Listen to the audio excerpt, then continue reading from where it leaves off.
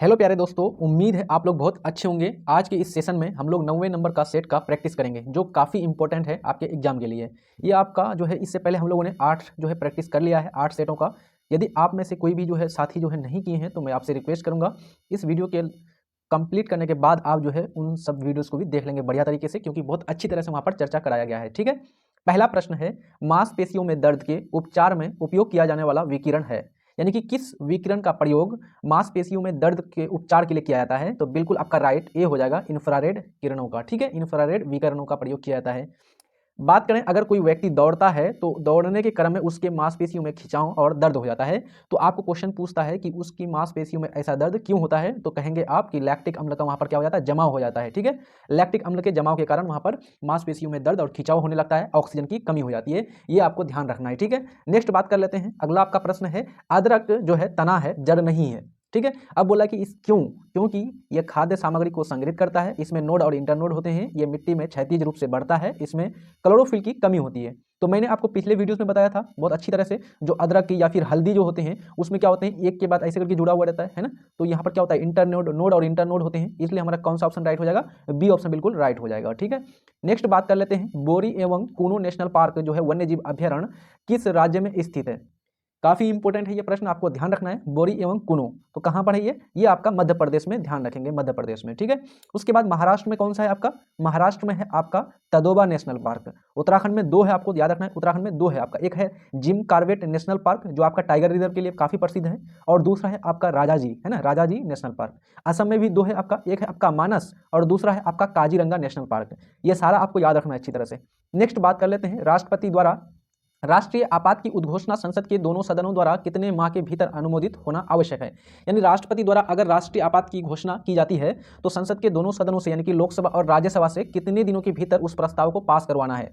तो कितने, 30 दिनों के अंदर, यानी कि 1 माह के भीतर। ठीक है, अगर राष्ट्रपति शासन या राष्ट्रीय आपातकाल हो, और अगर वित्तीय आपातकाल लागू किया गया है तो उसके लिए 2 महीने का टाइम दिया जाता है। ठीक है, यानी कि कितने दिनों का, 60 दिनों का। ठीक है, ध्यान रखेंगे, वित्तीय आपातकाल की चर्चा किस में मिलती है, 360 अनुच्छेद 360 में, जबकि ये जो राष्ट्रीय आपात है इसके बारे में चर्चा 356 में मिलती है। नेक्स्ट है आपका, भारत में राष्ट्रीय आय का आकलन सर्वप्रथम किस वैज्ञानिक द्वारा किया गया था। यानी वैज्ञानिक तरीके से भारत में राष्ट्रीय आय का आकलन कब किया गया था, किसके द्वारा किया गया था, तो ध्यान रखेंगे RVK राव द्वारा। यहाँ पर डी ऑप्शन बिल्कुल राइट हो जाएगा। कब किया गया था, 1925 से लेकर के 29 के बीच कराया गया था इसके द्वारा। वैज्ञानिक तरीके से पूछेगा तब आपको बताना ही है। ठीक है, यहाँ पर भी क्वेश्चन में दिया हुआ है वैज्ञानिक। और अगर आपको नॉर्मली पूछेगा कि भारत में सबसे पहले जो है आय का आकलन किसके, राष्ट्रीय आय का आकलन किसके द्वारा किया गया था, प्रति व्यक्ति आय का आकलन किसके द्वारा किया गया था, तो आपको बताना है दादा भाई नौरोजी। दादा भाई नौरोजी के द्वारा कब किया गया था, 1868 में किया गया था। आप 10th क्लास का इकोनॉमिक्स में पढ़े होंगे एनसीईआरटी में। अच्छा, कितना बताया था इन्होंने प्रति व्यक्ति आय 1868 में भारत का, तो 20 रुपए प्रति व्यक्ति आय बताया था। अब सोचिए कितना बताया था, 20 रुपए प्रति व्यक्ति आय। आप लोग कमेंट बॉक्स में अभी बताइए वर्तमान में भारत का प्रति व्यक्ति आय कितना है। प्रति व्यक्ति आय के बारे में तो जानती हैं, प्रति व्यक्ति आय जिसको बोलते हैं पर कैपिटा इनकम। कैसे निकाला जाता है पर कैपिटा इनकम, टोटल जनसंख्या को जब टोटल जो है राष्ट्रीय आय को जनसंख्या से भाग देते हैं, टोटल जनसंख्या से, तो निकल जाता है। ठीक है, दादा भाई नौरोजी का पुस्तक है एक आपका अनब्रिटिश, है ना, poverty and un-British rule in India. Next बात कर लेते हैं, वर्ल्ड आउटलुक रिपोर्ट, वर्ल्ड जो है इकोनॉमिक आउटलुक रिपोर्ट जो है किस संस्था के द्वारा जारी किया जाता है, विश्व व्यापार संगठन यानी कि आपका WTO, या फिर IMF, या फिर आपका विश्व कोष, ये यहाँ पर आपका है IMF, ऊपर में है आपका क्या है WEF इसको बोलते हैं, और वर्ल्ड बैंक। तो यहाँ पर बिल्कुल राइट क्या हो जाएगा इसका, अंतर्राष्ट्रीय मुद्रा कोष यानी कि IMF के द्वारा जारी किया जाता है। ठीक है, IMF और जो है विश्व बैंक को क्या कहा जाता है, ब्रिटेन वुड्स की जुड़वा कहा जाता है ना, क्योंकि दोनों का एक साथ में इसका क्या हुआ था, स्थापना हुआ था। नेक्स्ट है आपका, जल का अधिकतम जो है घनत्व होता है, जल का अधिकतम घनत्व कितना होता है, 373 केल्विन, 277 केल्विन, 273 केल्विन, 269 केल्विन। तो ध्यान रखेंगे जो जल का जो अधिकतम घनत्व होता है ना, वो 4 डिग्री सेल्सियस पर होता है। कितना डिग्री सेल्सियस पर, 4 डिग्री सेल्सियस पर। और अब यहाँ पर हमको केल्विन में दिया हुआ है, तो क्वेश्चन थोड़ा सा घुमा हुआ है, तो हम लोग क्या करेंगे, इसको बदल देंगे। तो हम लोग जानते हैं 0 डिग्री सेल्सियस बराबर कितना होता है, 0 डिग्री सेल्सियस बराबर होता है 273 केल्विन, 273 केल्विन। इसलिए 4 डिग्री सेल्सियस बराबर कितना हो जाएगा, 273 प्लस 4 जोड़ देंगे तो हमारा हो जाएगा 277 केल्विन, जो आपका बी ऑप्शन बिल्कुल राइट हो जाएगा, ध्यान रहेगा। चलिए नेक्स्ट बात कर लेते हैं, एक तरफ आपको दिया हुआ है कुछ पदार्थ हैं और कुछ एक तरफ दिया हुआ है उसमें पाए जाने वाले अम्ल। तो लैक्टिक अम्ल किसमें पाया जाता है, ये तो आपका नॉर्मल प्रश्न है, इसको तो आपको याद ही रखना है, ये आपको पूछा हुआ है ऑलरेडी BPSC में, पहले का क्वेश्चन है। लैक्टिक अम्ल किसमें पाया जाता है, तो लैक्टिक अम्ल दूध बोलेंगे या फिर दही बोलेंगे या फिर खट्टा दूध बोलेंगे। ठीक है, एसिटिक अम्ल ये तो आपका नॉर्मल है, सिरिका में पाया जाता है एसिटिक अम्ल। साइट्रिक अम्ल किसमें पाया जाता है? नींबू में पाया जाता है। और ब्यूटाइक अम्ल किस में पाया जाता है? मक्खन में पाया जाता है, दुर्गंध युक्त मक्खन में पाया जाता है आपका ब्यूटाइरिक अम्ल। ठीक है, टैनिक अम्ल किस में पाया जाता है? जल्दी से बताइए तो। बिल्कुल बिल्कुल सही है आपका, टैनिक अम्ल किस में पाया जाता है? चाय में पाया जाता है। जबकि मैलिक अम्ल किस में पाया जाता है? मैलिक अम्ल सेब में पाया जाता है आपका मैलिक अम्ल। अच्छा, मैंने पिछले वीडियोस में बताया था आपको फॉर्मिक अम्ल के बारे में। फॉर्मिक अम्ल किस में पाया जाता है? तो चींटी के डंक, मधुमक्खी के डंक, सांप के डंक, बिच्छू के डंक में जो है आपका क्या पाया जाता है? आपका फॉर्मिक अम्ल, जिसको बोलते हैं मेथेनोइक अम्ल। नेक्स्ट हम लोग प्रश्न ले लेते हैं जल्दी से। अगला प्रश्न आपका, एक तरफ आपको क्या है, कुछ संस्थाओं के नाम दिया गया हुआ है और उसके स्थापना यानी संस्थापक कौन था। ठीक है, अभिनव भारत संस्था, इसकी स्थापना किसके द्वारा की गई थी? तो अभिनव भारत संस्था के द्वारा की स्थापना जो की गई थी वो किया गया था V D Savarkar. V D Savarkar का पूरा नाम क्या है? वी डी सावरकर का पूरा नाम है विनायक दामोदर सावरकर। ठीक है, इसके द्वारा किया गया था। और वी डी सावरकर ही ने जो है सबसे पहले जो है ये 1857 में जो क्रांति हुई थी उसको क्या कहा था? भारत का सबसे पहला स्वतंत्रता संग्राम कहा था। ठीक है, नेक्स्ट है हमारा इसका, ये आपका हो गया अखिल भारतीय ट्रेड यूनियन कांग्रेस, है ना, ट्रेड यूनियन कांग्रेस, ये किसके द्वारा संस्थापित किया गया था? एम एन जोशी के द्वारा किया था। ठीक है, एम एन जोशी। उसके बाद हिंदुस्तान सोशलिस्ट रिपब्लिकन एसोसिएशन, ये चंद्रशेखर आजाद। चंद्रशेखर आजाद ने क्या उसका नारा बताइए तो जल्दी से, चंद्रशेखर आजाद के बारे में। चंद्रशेखर आजाद। नौजवान सभा, ये तो आपको मालूम है, नौजवान जो आपका है क्या है? भगत सिंह, है ना। भगत सिंह को सबसे कम उम्र में मतलब कि 23-24 साल में इसको फांसी दे दिया गया था। 1900 कब दिया गया था? जल्दी बताइए तो। भगत सिंह को जो फांसी दिया गया था, तो इस प्रकार से यहाँ पर आप लोग मिला लेंगे। नेक्स्ट हमारा बंग भंग विरोधी आंदोलन जो है का प्रारंभ किस तिथि से हुआ था? यानी कि बंगाल का विभाजन जो किया गया था लॉर्ड कर्जन के द्वारा 1905 में, तो इसके खिलाफ जो आंदोलन शुरू किया गया था कब से किया गया था? तो 7 अगस्त 1905 से शुरू किया गया था। और जो है 16 अगस्त को क्या बनाया गया था? 16 अगस्त को जो है आपका शोक दिवस, बंगाल शोक दिवस के रूप में मनाया गया था। और लॉर्ड कर्जन ने ऐलान किया था कि 16 अक्टूबर 1905 से जो है बंगाल का विभाजन प्रभावी हो जाएगा, लागू हो जाएगा। और 19 जुलाई को उन्होंने क्या किया था? ऐलान किया था नॉर्मली कि बंगाल का हम विभाजन करने वाले हैं। ठीक है, नेक्स्ट बात कर लेते हैं, अभ्यारण्य दिया हुआ है एक तरफ और एक तरफ राज्य दिया हुआ है। ये बीपीएससी का फेवरेट क्वेश्चन रहता है, यहाँ से क्वेश्चन आपको पूछता है बहुत बार। ठीक है, तो यहाँ से याद करेंगे कैसे। चंद्रप्रभा, चंद्रप्रभा जो वन्य जीव अभ्यारण्य कहाँ पर है? ये उत्तर प्रदेश में, बिल्कुल राइट है। आपको पूछा है कि इसमें से कौन मिला हुआ नहीं है। जयसमंद, तो जयसमंद कहाँ पर है? ये आपका राजस्थान में, बिल्कुल राइट है। करेरा वन्य जीव अभ्यारण्य, करेरा वन्य जीव अभ्यारण्य आपका मध्य प्रदेश, चाहे आपको करेरा पूछे या फिर आपको कौन सा पूछे, कुनो नेशनल पार्क, बांधवगढ़ पूछे, है ना, ये सब कहाँ पर है आपका? मध्य प्रदेश में। नाहरगढ़, नाहरगढ़ कहाँ पर है? नाहरगढ़ जो है आपका ये राजस्थान का है, ये आपका राजस्थान का वन्यजीव अभ्यारण्य है। यहाँ पर बिल्कुल गलत हो जाएगा, कर्नाटक नहीं है। कर्नाटक में कौन सा पढ़ाया था मैंने आपको? कर्नाटक में कौन सा है? बांदीपुर नेशनल पार्क है। पिछले वीडियोस को जल्दी से अच्छा से देख लीजिएगा। इस तरह से जो है ना आप लोग क्वेश्चन को जितना ज़्यादा प्रैक्टिस करेंगे उतना जो है आपका आंसर जो है राइट हो जाएगा, मतलब कि करेक्ट हो जाएगा, ज़्यादा से ज़्यादा मार्क्स आने की संभावना बढ़ जाएगी। सिर्फ थ्योरी पढ़ने से कुछ नहीं होगा, जितना थ्योरी पढ़ेगा उतना कोई उसका फायदा नहीं है। ज़्यादा से ज़्यादा प्रैक्टिस कीजिए, है ना, प्रैक्टिस कीजिए। आप लोग देखते होंगे इंटरव्यू सब में बताते हैं कि कम से कम पीटी में जब आप जाते हैं एग्जाम देने के लिए, तो कम से कम पीटी से पहले जो है आप 10,000 जो है एमसीक्यू सॉल्यूशन करके जाइए। और जब आप मेंस का एग्जाम देने जाते हैं तो कम से कम 1,000 प्रश्नों का जो है आप आंसर राइटिंग करके जाइए, है ना। तो इस प्रकार से हम लोग को ज़्यादा से ज़्यादा फोकस करना है अभ्यास पर, प्रैक्टिस पर। तो यहाँ पर हमारा डी ऑप्शन बिल्कुल गलत हो जाएगा। नेक्स्ट आपका ले लेते हैं हमारा, संविधान के किस अनुच्छेद के तहत सर्वोच्च न्यायालय रिट जारी करता है? यानी कि रिट जारी करना जो है सर्वोच्च न्यायालय कौन सा अनुच्छेद के तहत करता है? तो आप लोगों को मैंने पढ़ाया था भाग 3 में आपका एक है मौलिक अधिकार, और मौलिक अधिकार में अनुच्छेद 32 में जो है सुप्रीम कोर्ट जो है 5 प्रकार की रिट को जारी करता है। बंदी, प्रत्यक्षीकरण, अधिकार परीक्षा, उत्प्रेषण, प्रतिषेध, परमादेश, ये 5 आपका जारी करता है। और इन्हीं 5 को कौन करता है?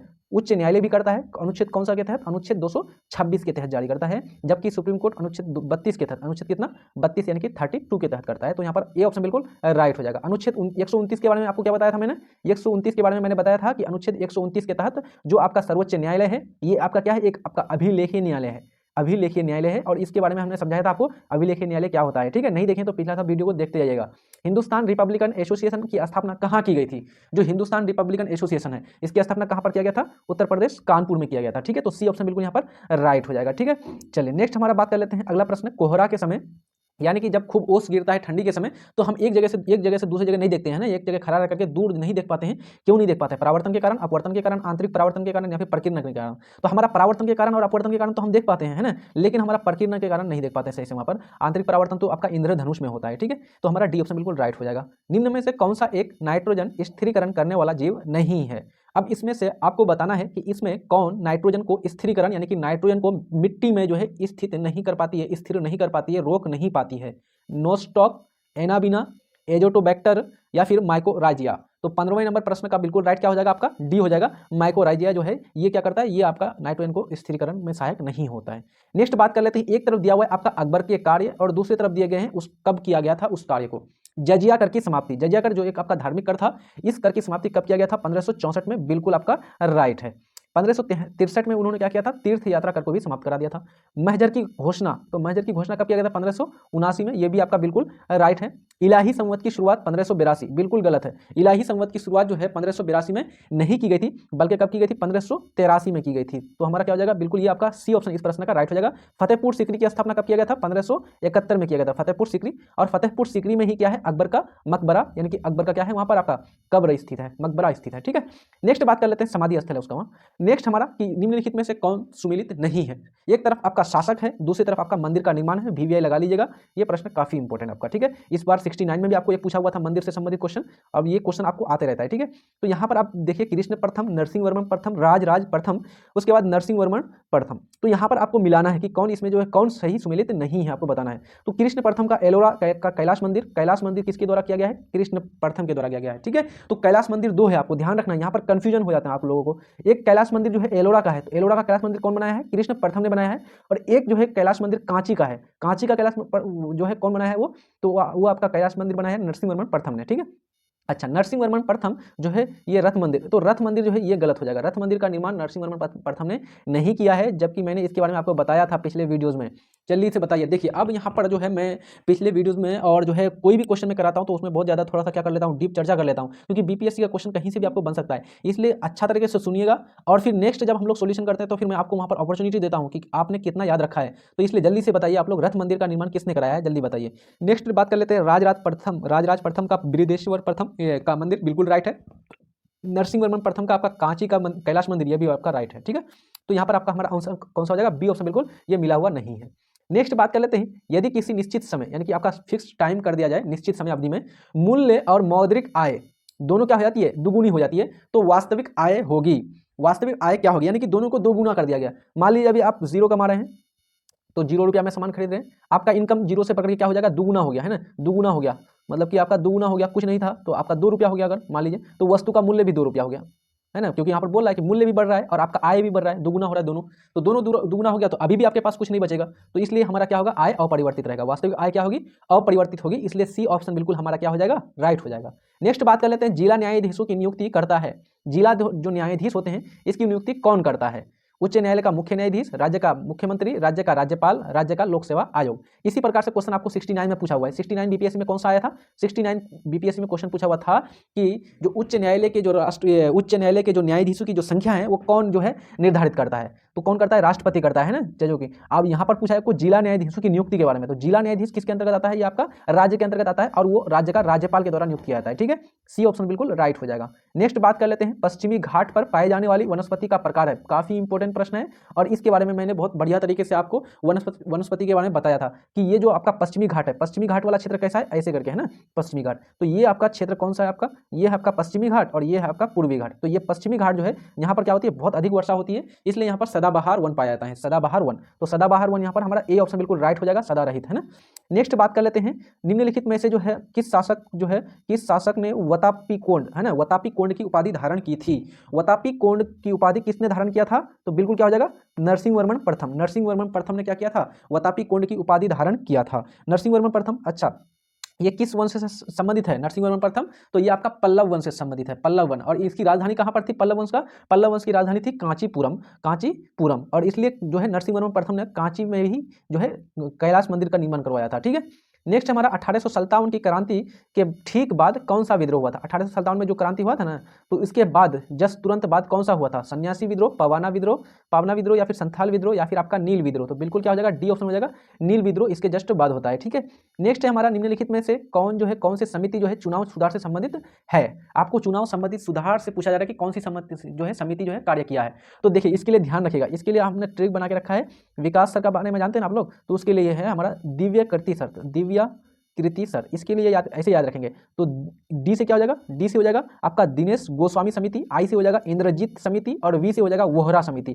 ये तीनों किससे संबंधित है, चुनाव सुधार से संबंधित है, ध्यान रहेगा, दिनेश गोस्वामी समिति, इंद्रजीत समिति, वोहरा समिति। तो हमारा यहाँ हो जाएगा दिनेश गोस्वामी समिति, इंद्रजीत समिति, वोहरा समिति, ये तीनों किससे है, चुनाव सुधार से, लेकिन आपका ओम प्रकाश समिति ये आपका चुनाव सुधार से नहीं है। तो 1, 2, 3 हमारा बिल्कुल डी ऑप्शन राइट हो जाएगा। नेक्स्ट हमारा है, व्यक्ति का भार उस लिफ्ट में अधिक होगा जब अच्छा, व्यक्ति का भार, अगर आप लोग जो है उल्लू चरखा पर चढ़े हैं, कभी मेला घूमने के लिए जाएंगे तो उल्लू चरखा पर कभी घूमे, इस प्रकार से जो है घूमता है पूरा, है ना, इस प्रकार से आप उसमें बैठ जाते हैं अलग अलग, और वो चक्कर लगाता है पूरा ऊपर से नीचे। तो जब आप ऊपर से नीचे आते हैं तो आपको कैसा लगता है? बहुत हल्का लगता है कि बहुत भारी लगता है? बहुत हल्का लाइट लगेगा, आपको लगता है कि कुछ है ही नहीं है ना, आपको जान ही नहीं लगा। लेकिन जब ऊपर ऊपर जाते हैं तो आपको क्या लगेगा? अपने वजन में बहुत ज़्यादा आपको भारी लगेगा, बहुत वेटफुल लगेगा, है ना। वास्तविक जो आपका वजन होता है भार, उससे ज़्यादा लगता है। क्यों? क्योंकि आप किसके अपोजिट जा रहे हैं? गुरुत्वाकर्षण बल यानी कि ग्रेविटी के अपोजिट डायरेक्शन में जाते हैं, इसलिए ज़्यादा लगता है। और जब नीचे उतरते हैं तो आपको, आप ग्रेविटी के मतलब कि डायरेक्शन में आ रहे हैं, इसलिए आपको कम लगता है आपके अपने वजन से। तो इसलिए यहाँ पर क्या होगा, अब यहाँ पर दिया हुआ है कि जब इस यानी कि लिफ्ट है, और लिफ्ट क्या होगा, लिफ्ट ऊपर जाएगा तब ना, लिफ्ट नीचे उतरता है तो हमको कम वजन लगेगा, जबकि ऊपर जाएगा तो ज़्यादा वजन लगेगा। स्थिर वेग से ऊपर की ओर, यानी ऊपर की ओर चलता है, स्थिर वेग से नहीं होगा। तो कैसा होना चाहिए? त्वरित होना चाहिए। तो स्थिर नहीं होगा, ऊपर की ओर त्वरित होने पर, है ना। तो हमारा सी ऑप्शन बिल्कुल राइट हो जाएगा, है ना, सी ऑप्शन। अगला प्रश्न ले लेते हैं, निम्नलिखित में से कौन सुमेलित नहीं है? आपको एक तरफ दिया हुआ है वंश, दूसरी तरफ दिया हुआ है संस्थापक। ममलूक वंश, ममलूक वंश किसको बुलाया था? गुलाम वंश को ही ममलूक वंश नाम दिया गया है, ठीक है। यानी कि गुलाम वंश, शासकों के लिए गुलाम वंश यानी कि कोई वंश का नाम इस प्रकार से देना उसको उचित नहीं माना गया है, इसलिए उसकी जगह गुलाम की जगह ममलूक लिखा गया है, ठीक है, ममलूक वंश। और इसकी स्थापना किसने किया था? कुतुबुद्दीन ऐबक ने किया था। कुतुबुद्दीन ऐबक कौन था? मोहम्मद गौरी का एक क्या था? गुलाम था, कुतुबुद्दीन ऐबक, ठीक है। और इन्होंने ही जो है कुतुब मीनार की नींव, कुतुब मीनार को बनवाया था, है ना। और इसके अधूरे काम को, कुतुब मीनार के अधूरे काम को इल्तुतमिश ने पूरा करवाया था। अगला है हमारा, और 2.5 दिन का झोपड़ा भी किसने बनाया था? कुतुब मीनार ने, कुतुबुद्दीन ऐबक ने ही बनवाया था।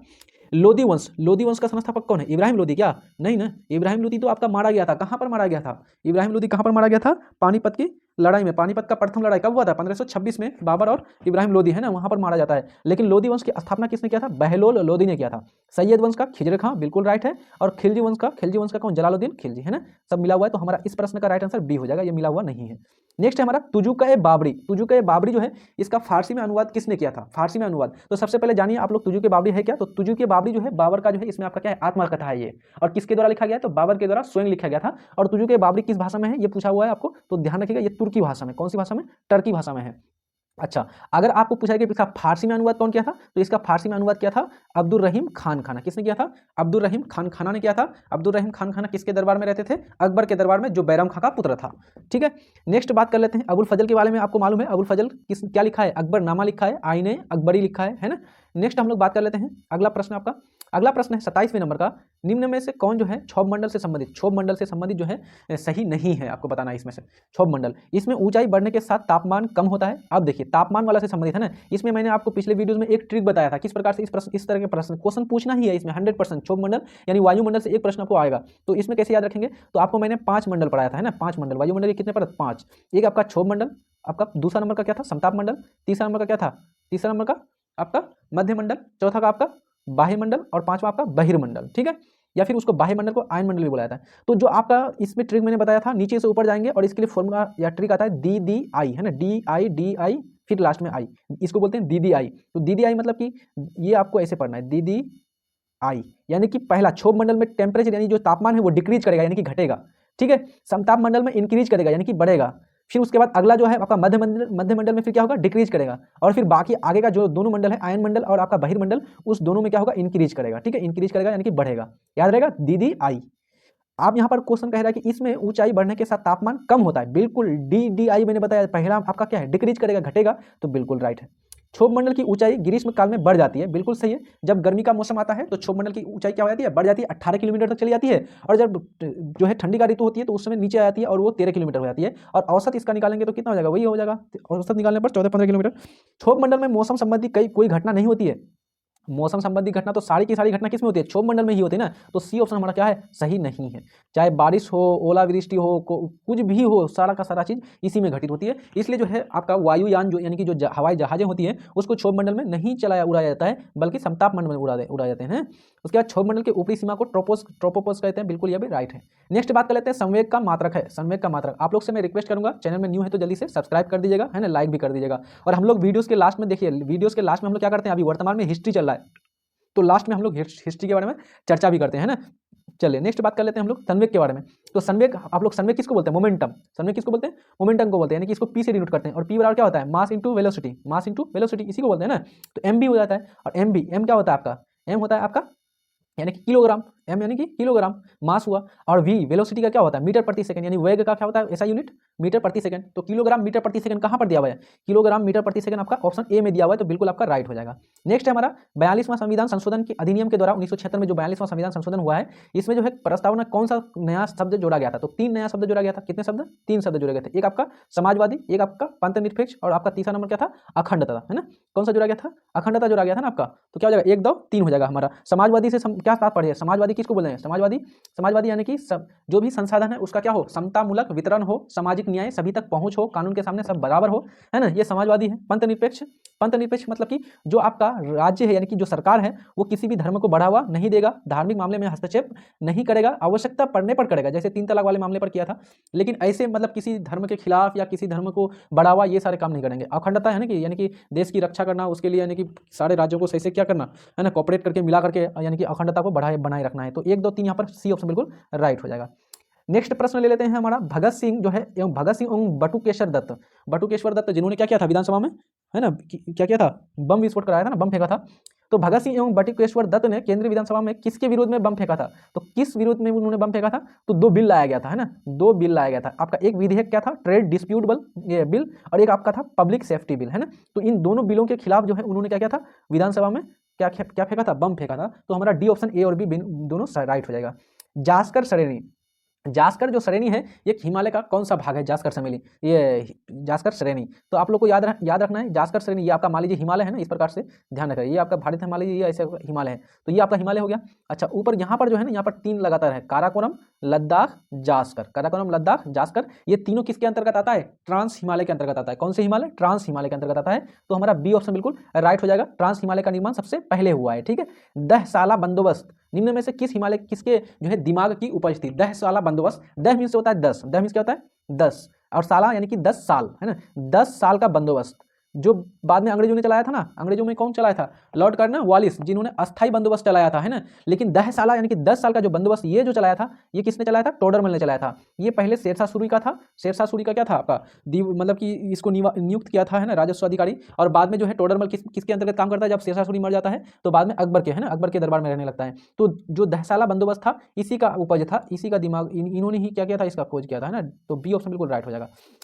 दाचीग्राम नेशनल जो है राष्ट्रीय उद्यान, दाचीग्राम, ये निम्नलिखित वन्यजीव किस वन्यजीव के लिए जो है प्रसिद्ध है। सबसे पहले हमको आप ये बताइए कि ये जो है दाचीग्राम राष्ट्रीय उद्यान ये कहाँ पर है, जल्दी से बताइए। तो ये कहाँ पर है, जम्मू कश्मीर में, ठीक है, ध्यान रखेंगे, कश्मीर में। अब ये किसके लिए प्रसिद्ध है, तो ये आपका प्रसिद्ध है हंगुल के लिए। किसके लिए प्रसिद्ध है, हंगुल के लिए, हिम तेंदुओं के लिए प्रसिद्ध है। नेक्स्ट बात कर लेते हैं, सभी प्रकार की सरकारी आय तथा व्यय निम्नलिखित में से किस में जाते हैं। किसी भी प्रकार का अगर सरकारी आय होती है, इनकम आती है, या फिर व्यय यानी कि आपका एक्सपेंडिचर होता है, खर्च होता है, तो ये किस में जाता है, तो ये आपका जाता है राष्ट्र का संचित निधि में। कौन सी निधि में, संचित निधि। 3 प्रकार की निधि है ना, एक आपका राष्ट्र का 3 निधि है, अनुच्छेद 266, अनुच्छेद 266 का 1, 266 का 2 और 267। एक है आपका कौन सा, आपका है संचित निधि, और एक है आपका कौन सा, पब्लिक अकाउंट, है ना, जिसको बोलते हैं लोक लेखा, और तीसरा आपका है ये क्या बोलते हैं, आकस्मिक निधि, है ना, राष्ट्रपति के जो है अनुमति से जिसका खर्च किया जाता है। तो ये जो भी राष्ट्रीय जो भी आय होगा सरकार का और जो भी व्यय होगा वो सीधा किस में आता है, समेकित निधि, जिसको बोलते हैं राष्ट्र भारत की संचित निधि। तो डी ऑप्शन बिल्कुल राइट हो जाएगा।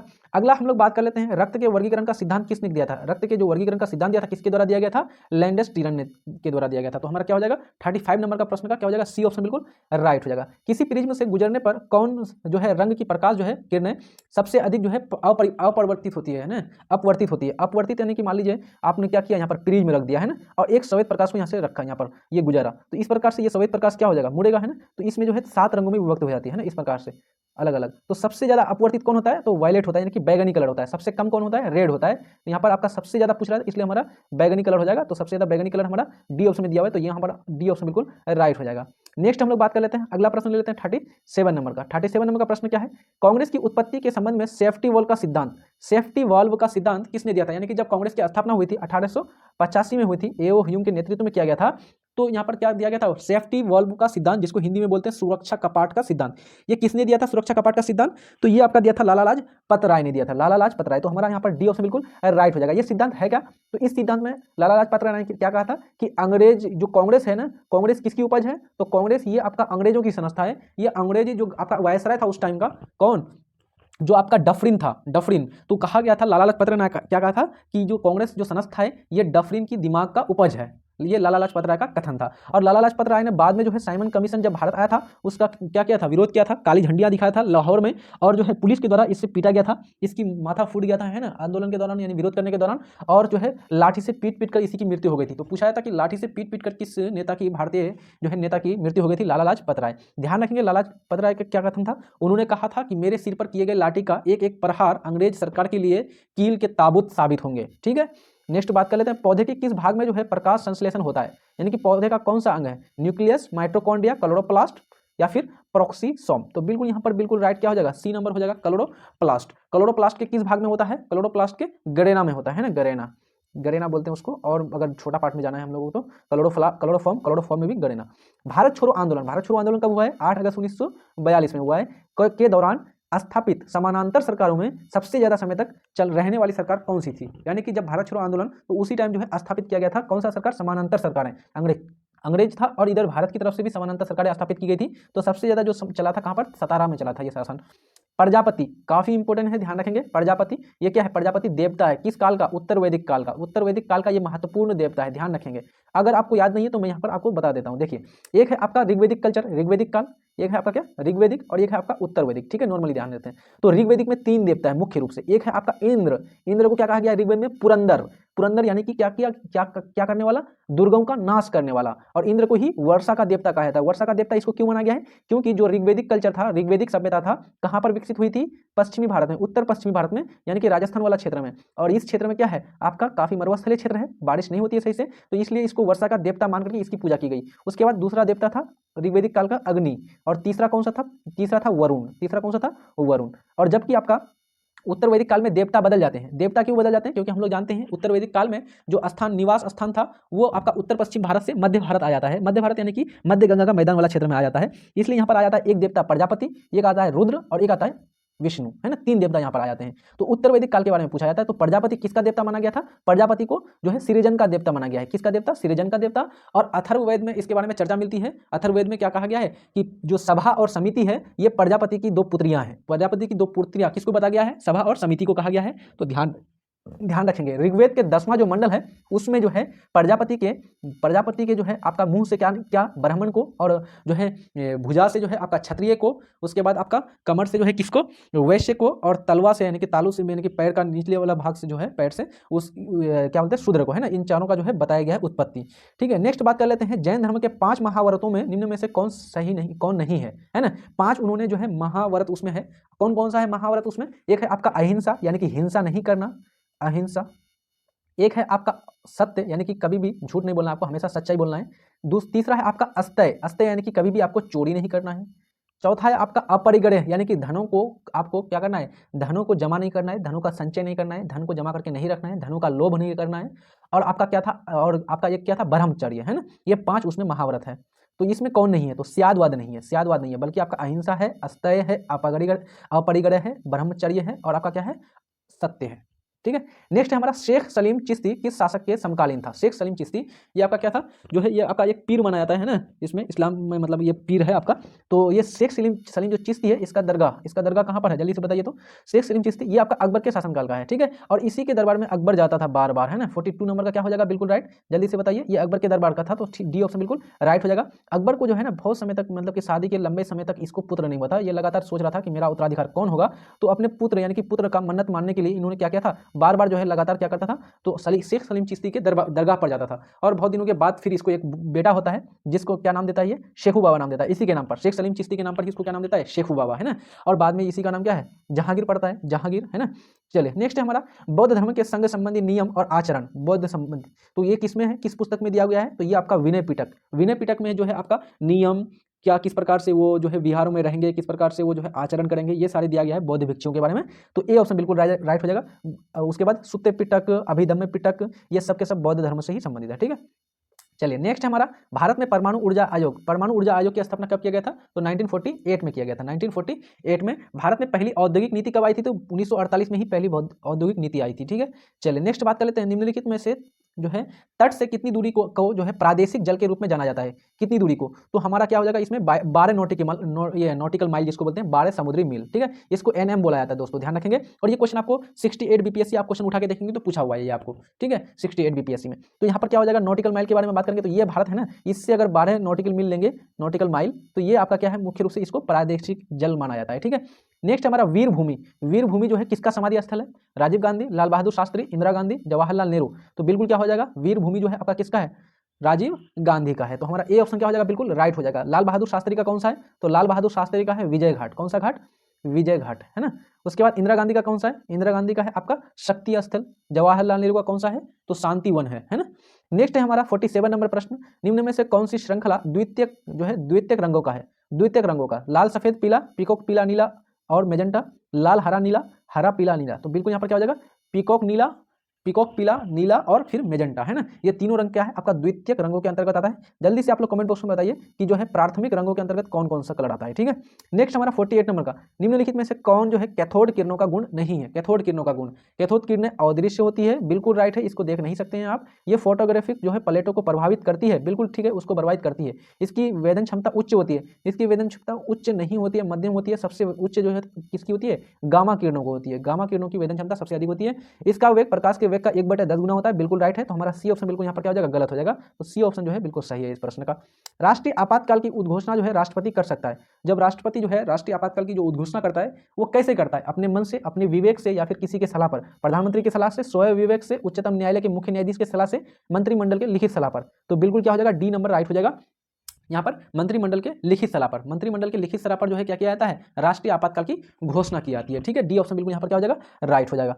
नेक्स्ट है हमारा राष्ट्रपति की संवैधानिक स्थिति के बारे में कौन सा कथन सही है, राष्ट्रपति के संवैधानिक स्थिति के बारे में। तो राष्ट्रपति नॉर्मली क्या होता है, राष्ट्रपति जो है देश का, राष्ट्र का प्रधान होता है। तो राष्ट्रपति राष्ट्र का प्रतिनिधित्व करता है किंतु राष्ट्र का शासन नहीं करता, बिल्कुल राइट है। राष्ट्रपति क्या है, प्रतिनिधित्व करता है ना, बिल्कुल। जो भी भारत का काम है किसके नाम पर होता है, राष्ट्रपति के नाम पर होता है। जो भी चीज है सबका प्रधान कौन है, राष्ट्रपति है। संसद का प्रधान कौन है, राष्ट्रपति है। लोकसभा राज्यसभा का प्रधान कौन है, राष्ट्रपति है। सर्वोच्च न्यायालय, संविधान का प्रधान, संविधान का रक्षक, संविधान का प्रतिरक्षक, सब कुछ राष्ट्रपति है। इसी के नाम पर सारी नियुक्तियां होती है। तो बिल्कुल ये प्रतिनिधित्व करती है। लेकिन राष्ट्र का शासन चलाता है क्या, नहीं चलाता ना। ये क्यों नहीं चलाता है, क्योंकि इससे जो है ज्यादा शक्तिशाली किसको बनाया गया है, जो सीधे निर्वाचित होकर के जाते हैं सीधे हमसे, कौन, आपका प्रधानमंत्री और जो भी आपका संसद है, मंत्रिपरिषद है, ये। तो मंत्रिपरिषद की सलाह पर, प्रधानमंत्री की सलाह पर राष्ट्रपति जो है कार्य करता है, ठीक है। तो हमारा ए ऑप्शन बिल्कुल राइट हो जाएगा। आगे यहाँ तक समझ में सारा चीज। नेक्स्ट अब हम लोग बात कर लेते हैं आज का स्मरणीय तथ्य। तो सबसे जो है अब हम लोग इसमें क्या बात करेंगे, गुप्त साम्राज्य के बारे में बात करने वाले, गुप्त साम्राज्य, ठीक है। गुप्त वंश का संस्थापक कौन था, गुप्त वंश का संस्थापक श्रीगुप्त था, ठीक है, ध्यान रहेगा, श्रीगुप्त। गुप्त वंश का प्रथम महान सम्राट कौन था, प्रथम महान सम्राट, तो चंद्रगुप्त प्रथम। चंद्रगुप्त प्रथम ही पहला शासक है जो किसकी उपाधि लिया था, महाराजा धीराज। मैंने पिछले वीडियो में भी आपको बताया था कि महाराजा धीराज की उपाधि लेने वाला पहला शासक है आपका गुप्त शासन का, गुप्त वंश का। इसने गुप्त संवत की शुरुआत की थी। गुप्त संवत की शुरुआत किसने किया था, चंद्रगुप्त प्रथम ने ही किया था। चंद्रगुप्त प्रथम का उत्तराधिकारी कौन बनता है, समुद्रगुप्त बनता है। और समुद्रगुप्त का एक प्रथम जो है आपका प्रसिद्ध जो है प्रशस्ति है, प्रयाग प्रशस्ति, है ना। इसे भारत का क्या कहा जाता है, नेपोलियन कहा जाता है। समुद्रगुप्त को भारत का क्या कहा जाता है, नेपोलियन कहा जाता है। कविराज भी कहा जाता है इसको, क्या कहा जाता है, कविराज। इसने जो है परम भागवत की उपाधि लिया था। तो समुद्रगुप्त ने कौन सी उपाधि लिया है, परम भागवत। और चंद्रगुप्त प्रथम ने कौन सा उपाधि, महाराजा धीराज, राजाओं का राजा, है ना। इसके दरबार में प्रसिद्ध कवि कौन रहता था, हरिसेन रहता था समुद्रगुप्त के दरबार में। समुद्रगुप्त का उत्तराधिकारी कौन हुआ था, चंद्रगुप्त द्वितीय। इसको जो है विक्रमादित्य के नाम से भी जाना जाता है ना। उसके बाद जो है इसके शासनकाल का जो है इसमें जो है फाहियान घूमने आया था, फाहियान भारत आया था। फाहियान भारत किसके शासनकाल में आया था, चंद्रगुप्त द्वितीय के शासनकाल में। उसके बाद हुएनसांग कब आया था, हुएनसांग आपको मैंने बताया था, हुएनसांग जो है हर्षवर्धन के काल में आया था। इसके दरबार में कालिदास, धन्वंतरी, वरामिहिर जैसे बड़े बड़े विद्वान थे, है ना। चंद्रगुप्त द्वितीय का उत्तराधिकारी हुआ कौन, कुमारगुप्त। यानी कि चंद्रगुप्त द्वितीय यानी विक्रमादित्य के बाद कौन आया था, कुमारगुप्त आया था। और कुमारगुप्त ने कौन सा विश्वविद्यालय स्थापित किया था, नालंदा विश्वविद्यालय, है ना। नालंदा विश्वविद्यालय की स्थापना इसने किया था। और विक्रमशिला विश्वविद्यालय की स्थापना किसने किया था, तो उसकी स्थापना धर्मपाल ने किया था। धर्मपाल ने, है ना, पाल वंश का शासक। आज के सेशन का ये लास्ट है।